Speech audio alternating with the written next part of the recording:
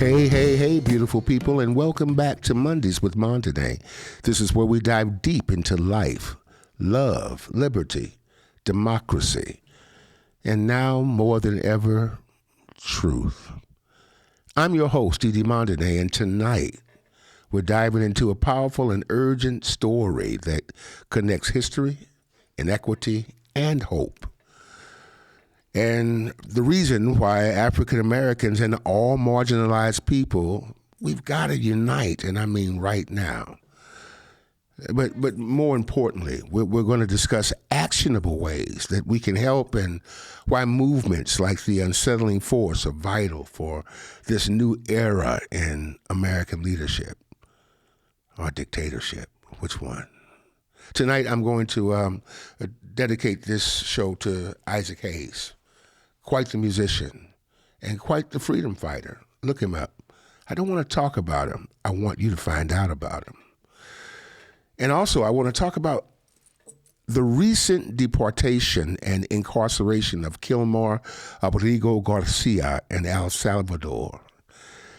Despite due process and concerns and constitutional violations, this should chill the bones of every freedom-loving American. But for Black Americans and all historically marginalized communities, this is more than just an immigration case gone wrong. This is a warning shot, a test case for how far the government is willing to go when the rule of law is treated as optional and the humanity of the vulnerable is negotiable. Now, even more alarming is the Trump's regime's outright defiance of the judiciary, with officials ordered to testify under oath and attacks mounting on the credibility of the Supreme Court. We're witnessing the slow unraveling of one of the final guardrails of democracy, judicial independence. So the question becomes, what now?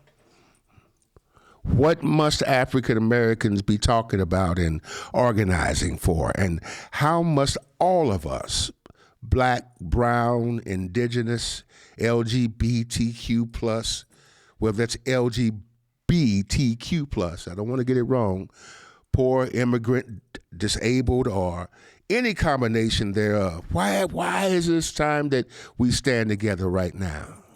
Hey, beloved, the Black community must fortify its house. We're not strangers to injustice, people. We are the descendants of those for whom the system was never built. However, we are also the proof that justice can bend when pressured by an unwavering people. Still, this moment requires more than cultural memory. It requires immediate action. Get up, get up. Let's talk about legal self-defense and civic literacy. What does that mean? We must educate ourselves, educate, and we must educate the community. What about our rights? Especially as they pertain to due process, where citizenship is concerned, and constitutional protections. Our churches, barbershops, and community centers must become more than just places of comfort and exercise and all that stuff. That's good, but they've got to become hubs of legal survival.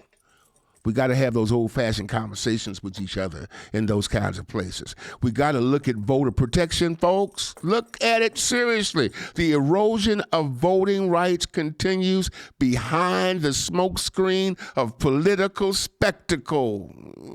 Blowing smoke. We must double down on registration, turnout, and accountability. We've got to safeguard our voice at the ballot box, because the closer we get to liberation, you know it, the more violently it's going to be policed. Black economic resilience. Folks, Black Wall Street wasn't just about wealth. It was about independence. We must build again. We've got to start by supporting our own businesses, protecting our assets. Those are our assets. Form co-ops, grow food, own land. If authoritarianism continues to rise, economic autonomy may be our last defense. Coalition building. We cannot stand alone, not now. Our futures are bound with those of other communities under siege. Solidarity is no longer charity, it's strategy.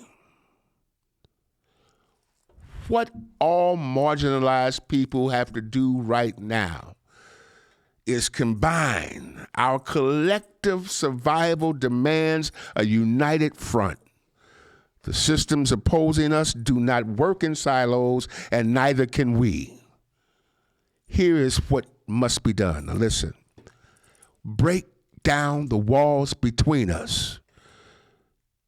If they can deport one man in silence, they can disappear entire communities. LGBTQ plus activists, dreamers, labor organizers, black pastors must be in conversation with each other. Black leadership must be in conversation with each other, and we must collaborate. We can't be in competition. We've got to name that threat clearly. We're not facing partisanship. We're facing authoritarianism, nationalism, racial resentment, and spiritual manipulation. These things are masquerading as political discourse. It must be called what it is. A regime that feeds on fear, fueled by the erosion of rights and the distortion of truth. Call it what it is. Now, in doing all of this, we've got to reclaim the narrative. The media will flood us with celebrity trials while silencing cries from detention centers.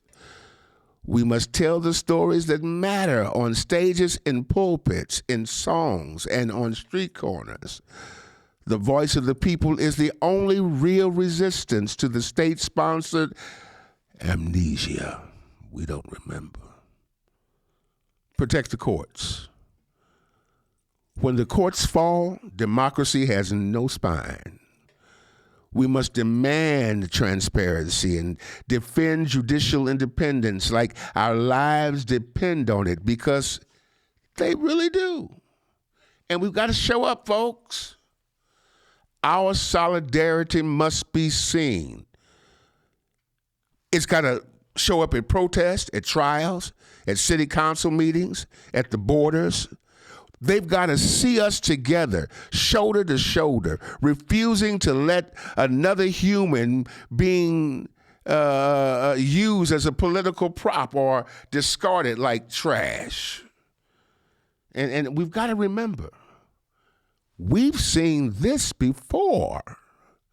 This moment is not an anomaly. It is a repeat performance. From the Fugitive Slave Act of 1850 to Japanese internment in the 1940s, from Jim Crow courts to ICE raids in the present day, the American legal system has too often been weaponized against the very people it claims to protect. Yeah, the deportation of Gilmore Abriga Garcia belongs in that tragic lineage. What we do about it will determine whether history repeats or finally begins to heal. Now, as a preacher, all I'm going to say, amen, to faith is our fuel. I believe prayer works, but only when it's coupled with action. God has never called us to be silent in the face of oppression. From Moses to Malcolm, Deborah to Dolores Hureda, the sacred always walks hand in hand with justice. When we cry out collectively across faiths and cultures, we summon a power no regime can silence. And when we act together, Love becomes a weapon that darkness cannot extinguish. Now, there are 5 things we can do today. And I'm going to let you get out of here.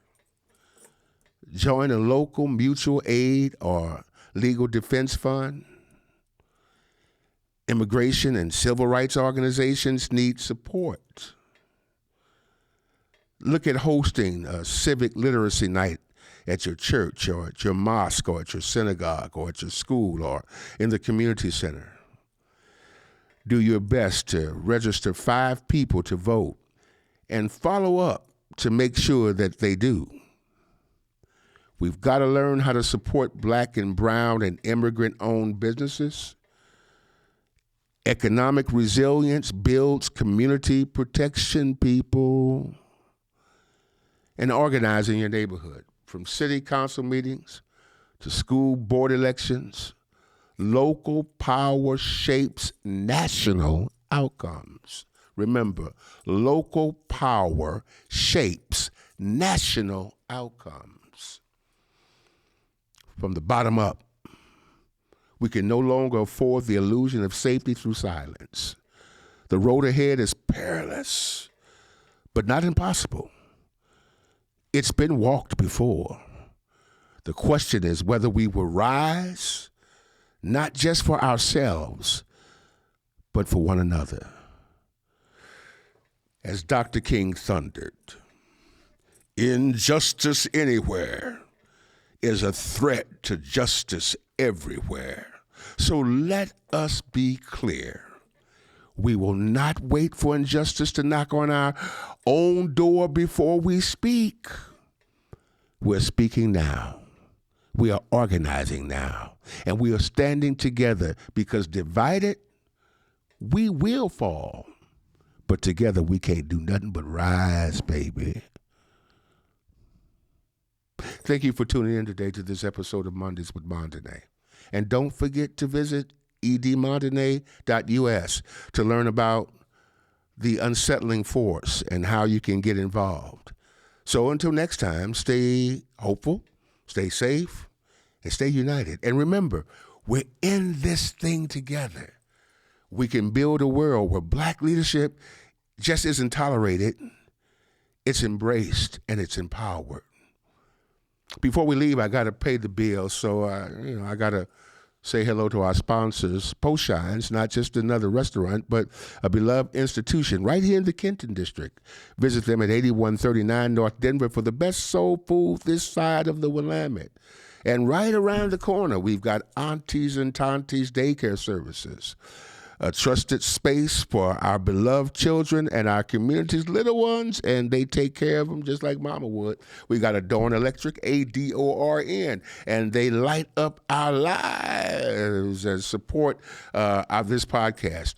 We're grateful for their partnership. Visit us here at Celebration Tabernacle. This is where we film, and you can do that on Sunday mornings, especially this coming Easter Sunday morning. I guess we'll be talking to you before then, right?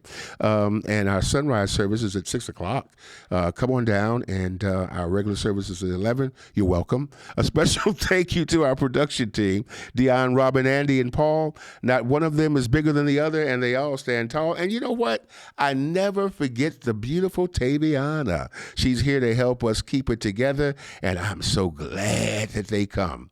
Let's keep the conversation going. Share this episode if you liked it and if it was thought-provoking, and you'll see us here and share it on Facebook, and visit us on Facebook, and what the other one is, YouTube over there, and hit like and share and all that good kind of stuff. We want you to invite other people to be a part of this experience. So until next time, stay awake, stay woke, stay alive, stay significant, and understand something. Your life is significant for right now, today, and whatever you do, do it now. See you. You know, I talk about a lot about knowing where you came from to know where you're going. Well, I came from the projects of St. Louis, Missouri, and I ended up into the majestic mountaintops of Portland, Oregon.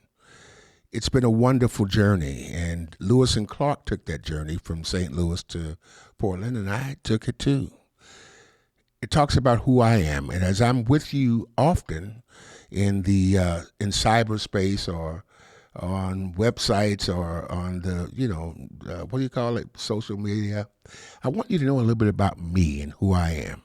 This book talks about my fantasies, my failures, my triumphs, and more than that, it talks about the resiliency of being able to continue to go forward regardless of the odds. I'd get a copy. It's called From Maladies to Melodies. And I hope that you enjoy it and give me some feedback. God bless. Hey, it's time for you to come to Post Shine. Check out that catfish sandwich. Oh my goodness, is that the shrimp po' boy? Man, look at that chocolate chip cake. Man, I need to get over to Post Shines at 8139 North Denver right now because this food looks delicious. Or call if you'd like, 503-978-9000. And don't miss it, you'll be sorry. In times gone past, we find ourselves making excuses so that people remind that, ooh, I've got to get home and tend to the brand new business. I need some time alone. Can't just wait until I'm finished texting on my phone.